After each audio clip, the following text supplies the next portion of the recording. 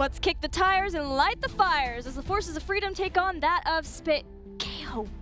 Oh, are we live right now? Oh, hi everybody.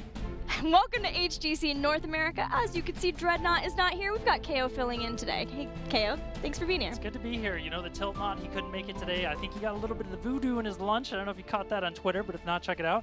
Very good to be here, Gilly. Thanks. Yeah, it's going to be an exciting day. You get to check out some of the North American teams. I know you've been keeping up with the NA scene, some of your old teammates that have been hanging out. You even get to cast one later on with Suna. Yeah, that's going to be a weird experience. Because last time I was on this stage, I got to cast Dorm, and I was hanging out with them. And, you know, that was a good experience and all. But now we're doing the big leagues. It's going to be a whole new level of play. I get to see my old teammates, stirring up the pot a little bit with NA. It's going to be good times. Yeah, I think it's going to be a blast. Let's check in with the standings of North America. Yesterday, Superstars sealed the fate of Even and Death to be in the Crucible.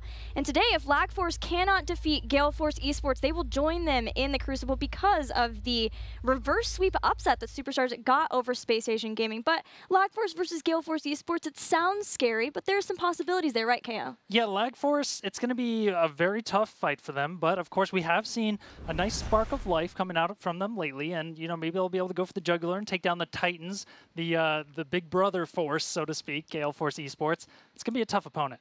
They will be. Gale Force Esports had a really rough weekend last weekend. They lost to SpaceStation Gaming 3-0, and then it ended up losing to Team Freedom 2, only winning a single game last weekend. What do you think of those matches for Gale Force? Yeah, I mean, Gale Force seemed to be a little bit on the ropes with it all, and they lost a little bit of momentum. You know, they staggered a little bit, but overall, I think they're going to be able to keep their composure. Every team goes through those little phases where you have a hiccup, but what's important is how you can pull back, how you can recover, get back in the zone, and close out the season strong.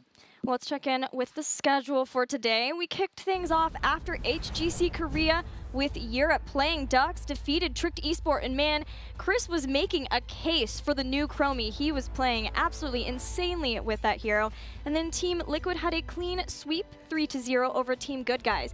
We'll finish out today with Lag Force versus Gale Force Esports. That's going to be a fun one to cast.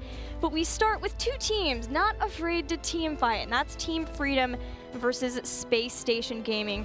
Now, Team Freedom has been a star almost in NA HGC, especially in Phase 2. Their improvement has been remarkable, and something that Dread and I talk about a lot, KO. Yeah, they're kind of like a team of Hero League playmakers, right? They're the kind of names that you're used to seeing when you go up in Hero League against these guys at the top level, and they're always the ones making the flashy plays and everything like that. And this is exactly representative of what you see when they play in HGC. And then on the other side of that, SpaceStation has been a team that we have been expecting to do the same, right? They've been players who have all been in the scene for a very long time, but trying to see when they're going to get the consistency to go along with what we expect from them playmaking. They have flashes of brilliance, like when they upset Gale Force, but then there are times when we're still waiting to see the synergy fully come into form for them, and this is an important match for them, especially since they had that difficult loss yesterday versus Superstars. Yeah, that had to be a difficult one for them, but one player that I've been watching, you know, Zuna, and his tank play lately, I feel like he's really stepped it up. We've seen like the all-star Muradin performances lately. That's one that I always really look forward to. He's the guy who just jumps in, finds the backline carry, the Stormbolt, the Thunderclap, just stays on top of them until they're dead, and you're just like, how? You're a Muradin. How are you getting these kills? Yeah, no kidding. He has been awesome to watch in that new role. We are ready to get into SpaceStation versus Team Freedom. Let's hear what Nasmus and the members of SpaceStation have to say. I think SpaceStation Gaming is kind of a wild card sometimes. It's just hard to predict where they're going to go, like what they're going to do. A team that is ready to push their limits, they're not afraid to take a wild call and go for it. Sometimes it pays off for them, sometimes it doesn't.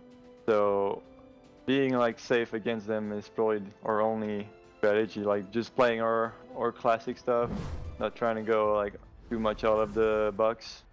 Our goal right now, after beating Gale Force, is to fix our inconsistency. We hope to show up, draft well, and just play well. Against Team Freedom, they're like a top 4 team. They are really consistent. They show really strong macro and micro endgame. Kier has a really good Genji, probably one of the best. And like you have Nasmus only plays like Diva, like he's the only Diva player that's really good. Against Team Freedom, your team gonna be a bit tougher. Last split we did win, but like it was really close. We're confident and we hope to play well. Jason talking about the importance of consistency, and that has been a common theme for North American HGC. Whether it's a team who has 2 matches in a weekend and is unable to perform in both of them because they focus so much of their preparation in one of the series and not the other, or just not showing up from week to week, not being able to adapt to the patch. That has been a common theme. How difficult would you say to come in every single weekend with different patches as an ex-pro player? Would it be for these teams? Oh, it can definitely change the dynamic of things, especially when you're scrimming the same teams, you know, constantly, like throughout the week-to-week basis. You know, when patches come out, things change. Certain characters that one team was really strong with, all of a sudden they aren't able to fall back on that. And then you get these situations where you've been scrimming a team for a really long time, and then the meta changes like mid-scrim. And it's like the table is flipped, and now the other team is dominating, winning all of the scrims, and can really tilt you and like change things up. So consistency becomes an issue. Yeah, especially when the types of heroes play are changed. Like Chromie, there was a ton of Chromie play in North America. I now love we have seeing this the Chromie, by the way. It's so entertaining. Yeah. Yeah. Do you like playing the new Chromie as well? Yeah, I do. I like to just see how crazy I can get, you know, with the stacks and everything, and just like build it up and look for the one-shot combos. Very satisfying to see. Well, we did have one yesterday. We'll see if we can get some more. Chris was doing an awesome job over in Europe with Chromie. Let's check out what the first battleground will be for Game 1 of this best of 5 between Team Freedom and SpaceStation. Team Freedom bans Battlefield of Eternity, very consistent for them. SpaceStation bans Warhead Junction. I was kind of expecting SpaceStation to ban Sky Temple because it is such a common map for Team Freedom, but we're going to go ahead and get Sky Temple out of the way. The very first map picked by Team Freedom. Yeah, they seem to have such a good way of like moving around the map, making sure they get the laser pressure all the time, while also being able to isolate kills because they thrive on being in those mismatch situations. Yeah, I am very interested to see, as we get into draft number 1, what SpaceStation wants to do now. SpaceStation had a very concerted, focused strategy when they played versus Gale Force Esports. They felt like they were going to limit Gale Force going to macro-based battlegrounds because they felt like team fighting was a weakness for Gale Force, but team fighting is not a weakness of Team Freedom. And SpaceStation were willing to fight versus Superstars. Yesterday, they would even, with the global on Dragonshire, try to just fight in the center, but here they're going up against a world-class team fighting team. Look at that, banning out the Medivh right away. That's something we're starting to see be also common. And as more teams just, you know, put that Medivh in their back pocket as a go-to pick, all of a sudden you got to be like, we need to respect that a little bit more. Yeah, it almost feels like for North America, we have a divide between the Medivh and the not Medivhs. And the not Medivh teams are having a rough time of basically having to just give up their first ban, no matter what position they're in, because they don't want to deal with the hero, and they don't feel like they can pick it themselves. Yeah, and you know, Tassadar as the first pick here for SpaceStation Gaming, it's such a versatile pick. You can build so many different compositions, go so many different ways with it. You aren't really telling your opponents anything when you pick up a Tassadar. But with SpaceStation, everything in the back of Freedom's mind has to point toward a Tracer. It's Sky Temple, it's a good fight composition, and it's Equinox. That was almost all he was playing in Part 1 of Phase 1, so we'll see if there's going to go as far as that Tracer, or if something else will be the pick. The Team Freedom are going to follow up getting Vala and Uther. Yeah, they sniped that Vala away to make sure that SpaceStation couldn't get the synergy there, but there's still plenty of good options they can go with. One that I always like to see is the Illidan or the Sonya. I mean, if you don't get the range carries, you can't get the Tracer or the Vala, then you can turn around and just get the Bruisers. With a couple different options up, I'm sure they're going to want to take one of those characters to enable right now before the second ban phase. Yeah, SpaceStation even played Sonya on Sky Temple yesterday, so that's a great call out for them. We'll see if they want to pick that. Illidan is maybe less of a SpaceStation favorite hero. I think between the two, they would prefer to have their Sonya, and it would be a good bruiser for them to make sure that they had somebody who could sit on the shrines, but it ended up being a problem for them versus the global composition that Superstars had. Couple of picks now. We've seen a lot of ETC pick, but SpaceStation not having that warrior ends up getting Garrosh. The Karazim, that's what I'm hyped about, man.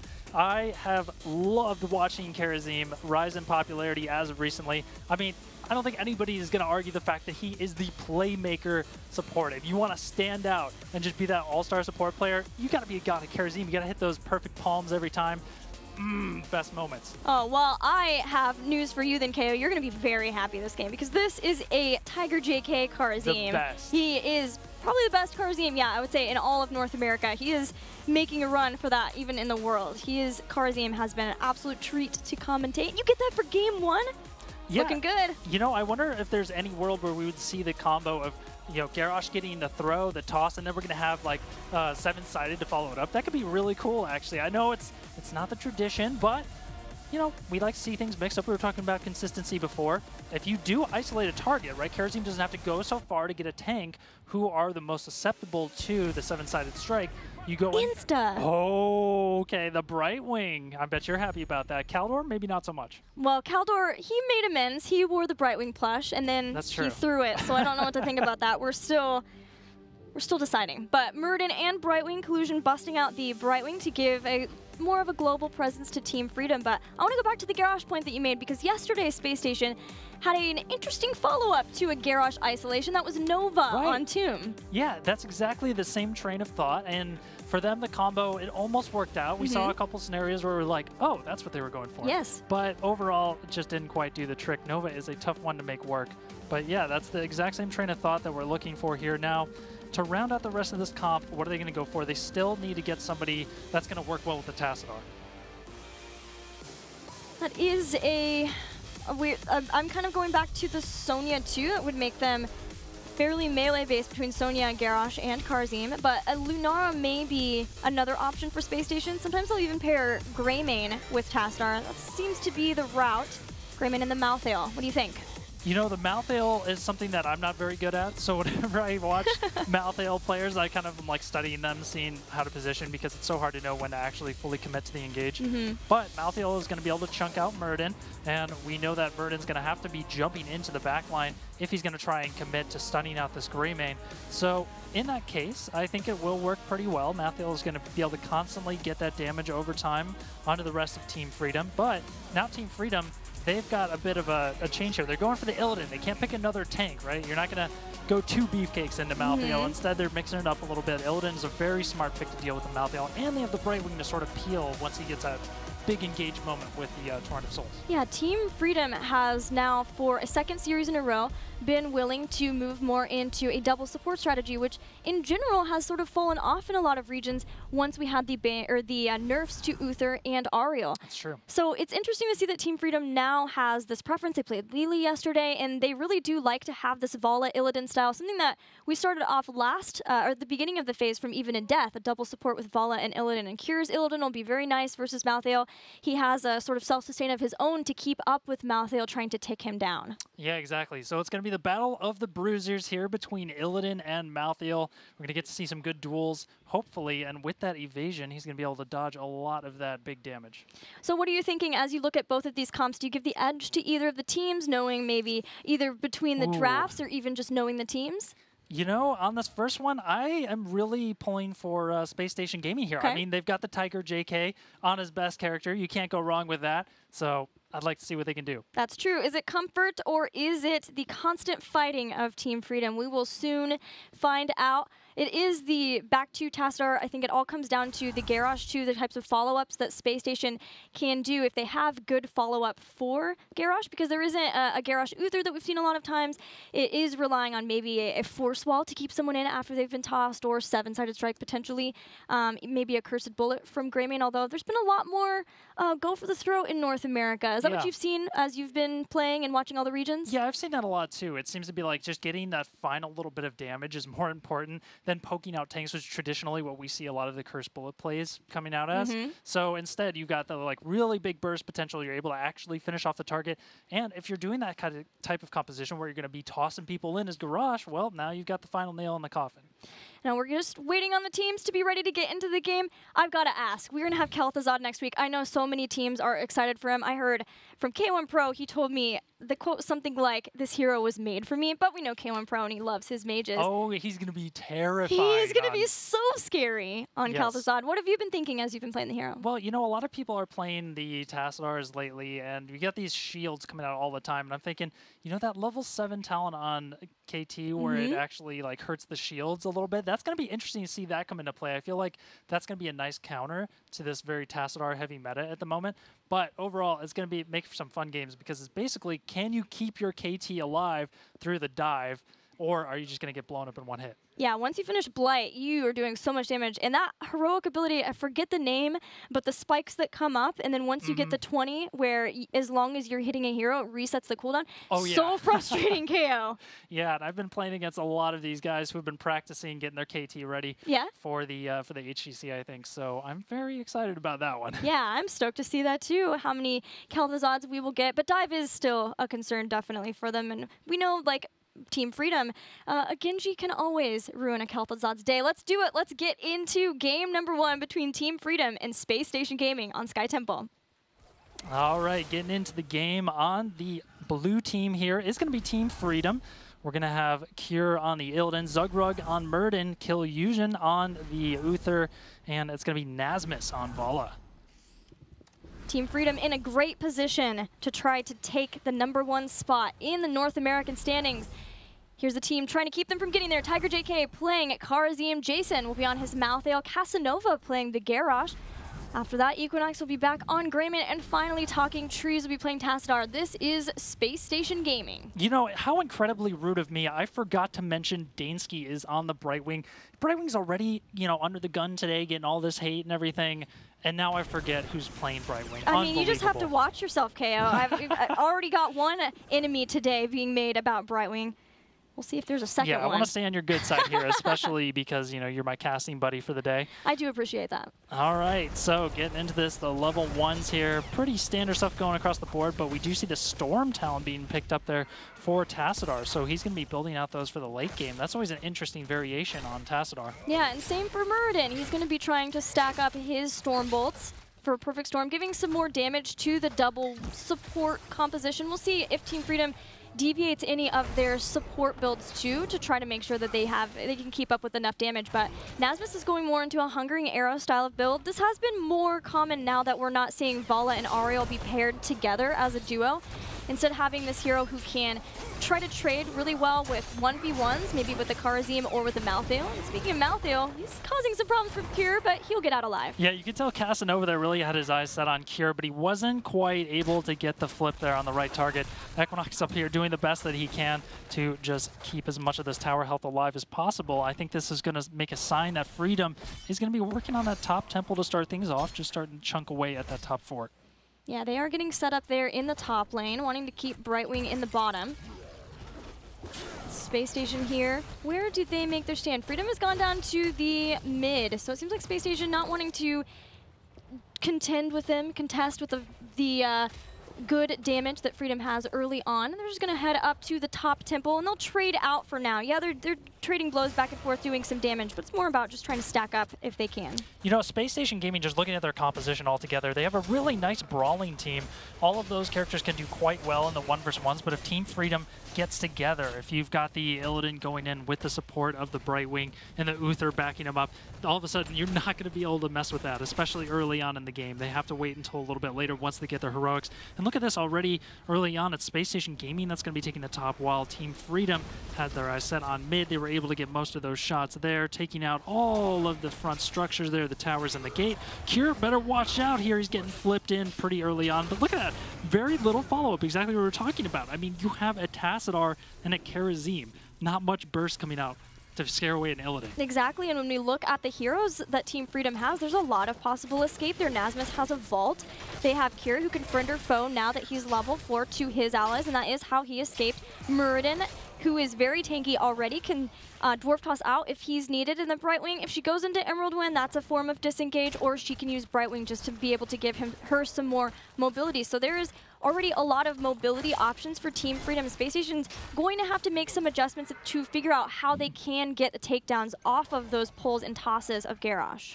Jason gets tired of babysitting the night camp up on top and goes ahead and picks that up. Meanwhile, Team Freedom is going to try to get some pressure here on bottom. A lot of times the objective here is just to get that experience lead by getting the structures on bottom, and an aggressive move here to actually come in and get both giants. So they're going to have quad giants pushing in the bottom lane. They're going to have to scurry back down here to defend the two that are already being pressured out. And we see Jason. Oh, Casanova so close there to actually getting the flip, and that would have been Nazma's death for sure. Yes, that toss range was definitely inside of the gate. Maybe Nazmus could have run down and everyone focused a sidewall. That is less than ideal for what Team Freedom wants to be doing now. Freedom has sacrificed a lot of damage on the top fort for Space Station to make sure that they get something done with this double giant pressure in the bottom. And they have done just that. They take down both of the towers, they get the gate down. The well would be amazing if they could stop the ability to re-engage for Space Station, but with just one giant left, they'll have to disengage. We've got some action going up in top, though, as Cure trying to punish Equinox, but ends up being on the retreat himself. The cocktail is going to hit Tiger JK in hot pursuit,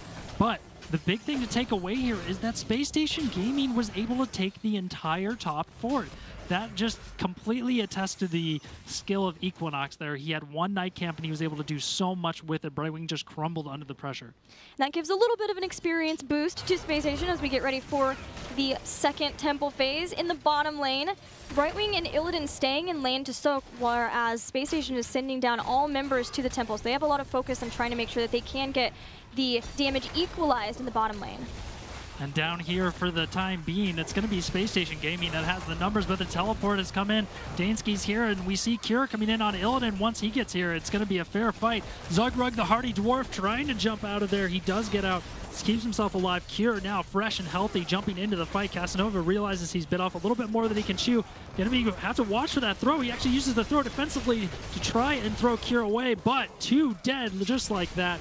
And that's going to be Freedom easily capturing this bottom temple. More of that fantastic synergy of Team Freedom. You saw Zugrug dwarf toss in so that he could Stormbolt and get into position to body block. Even though he was a low dwarf in health, he had had a little bit of time to heal back up and then got back into position. Cure continued the chase down, and the double kill for Team Freedom, along with getting the rest of the temple and the fort down. Freedom starting to take control. You know, Freedom showed a lot of patience there, and oftentimes, like, this is the hard way to approach the situation. On Sky Temple, when that bottom temple opens up, to be the team that decides we're going to split longer and have people actually on the point, yes, it's very hard to deal with, and they were able to pull it off. But now, the boss pit under contention here. Team Freedom is going to go ahead and take this, and you know, Space Station Gaming, they see the level 10, they know they can't do anything about it. This is huge, huge snowball for Team Freedom. Yeah, Freedom gets the boss. It is a shorter boss, or an earlier boss, so that will have to be dealt with. But it's not as much of a concern. Space Station can leave members in the lane to make sure and stop Team Freedom from being able to get more off of this. There's two forts, and Freedom ideally wants to at least take out the mid fort that took some damage from the first temple phase. But Space Station leaving a majority of their members here to keep up the defense, and then just allowing Malthael and the natural structures there in the bottom lane to clear out the rest of the boss. And we do see that Greymane stacking up those cocktails. He's going to have a lot of poke when they're fighting over these temples in the late game. Equinox is going to be so scary. And we are seeing the heroics picked up, go for the throat like we were talking about. That's going to be really cool to see. But Cure with the aggressive engage, the nice Stormbolt follow-up to chain the stuns, but Tiger finds some minions there to give him a gateway out of the fight. But the entire roster of Team Freedom is up here at top. Now, as you were saying, KO, we've got 7-sided strike from Tiger JK. Generally, we do see Divine Palm from them. This Divine Palm usage is amazing, but that will give more follow-up, that and go for the throat to try to finish off a target that has been pulled in from a taunt. And Garrosh, with Warlord's Challenge, now provides a little bit of his own follow-up after a pull and a toss. So we'll see. Casanova's also been building up Warbreaker really well at level 1. He's already gotten the additional damage, and now he's just working toward getting the 15 heroes. He's currently at 8 so that he can get the 3-second cooldown reduction. You know, credit where credit's due here, that Space Station Gaming has managed to keep the game close in experience, considering that they had a pretty rough start there, especially with Team Freedom getting the boss. See the Giants duking it out bottom. Space Station is going to go ahead and pick themselves up a night camp to have pressure on top meanwhile, and we'll see where these guys decide to go and contest. Team Freedom is not in a position where they have 13 way ahead, where they might want to rotate around and just try to get as many fights as they can and control both of the temples. So they already have Murden down in the bottom lane. Not really having a global in that position doesn't seem like they're going to run in and contest and then have the global come up. Instead, it just shows to me that Freedom are more about making sure that they can continue the soak, keep that slight edge they do have, but Dansky may be in trouble. Yeah, I don't know if he's going to be able to find a way out of this one. Emerald? Can he get the teleport off? He used the Emerald Win. Yes. And he does. Casanova there, very angry orc. can't get the toss. That was insane of Dansky to make it out of that situation with the 2 there, showing again more of the great patience of Team Freedom. This is going to continue. The follow-up Rain of Vengeance hits so many members of SpaceStation, but it's Vala who's been taken down. Dansky has to ice block. They don't have Emerald Wind this time, so this is a much harder fight for them. 2 already down for Team Freedom. We see Equinox low in the back, but he's going to be able to find himself good positioning for the moment. He is eventually going to get taken down. So far, it's a 3-for-1. Pure is in a little bit of trouble here. He's not going to have the evasion up right away, and he's running out of targets to actually get on. Can he jump onto Trees here? Not sure if that dimensional shift's still up. No, Illidan's going to go down in time. Trees is going to be just fine, and a big team fight win despite not having the Emerald Win. Team Freedom channeling their inner E-Star to keep fighting with this type of composition. The Vala and Illidan, the double support, even when they lost Vala early on. It started out really good. They had the Hunt and then Rain of Vengeance 2 as the follow-up, but the double supporting of SpaceStation and then not having Emerald Win to get members off of Dansky gave a pretty quick 2 kills. Now Nasmus 1v1ing with the Tiger JK. We knew that was a possibility with the Hungering Arrow build that he's going into, but Tiger lives. So close there. Tiger just barely getting out. And we've seen it time and time again this game that Tiger JK, he always has an exit ready. Whenever he commits to these aggressive positionings, he knows he can get back out. A lot of that comes down to making sure that his ally is placed well beforehand when he knows that trouble will be brewing so that he can dash away to that. And the communication with the team to come in and bail him out, give him somebody to dash to if he needs it. We've got 14-14. The temple phase has been finished. Pretty close in structures, but there's 1 fort remaining for Team Freedom. SpaceStation's hoping that they can get some giant pressure to even that out. It becomes a little bit hard to keep your composure once you lose a couple team fights with these global-based comps. You all of a sudden you're just like, okay, well, we need to start team fighting. We're getting picked off. We need to just take it to the team fight phase right away. And that's kind of what I see them doing now. But SpaceStation is the one forcing the issue here. They're just defending these giants. And I think this is one of those plays that I really like to see because you can get so much value out of just defending, especially if you have a comp like this that can punish where Casanova can just throw somebody in. Yeah, and that's why you see the way back positioning of Team Freedom, making sure that nobody's poking their head out too far, that Casanova can drag them into the team, because this is a point where staggered death starts to become more of an issue as we get into the mid-game and as we get ready for the next temple phase. Neither wants to lose that, neither wants to give experience, especially that hard-earned experience that Team Freedom got by keeping Brightwing soaking in the top.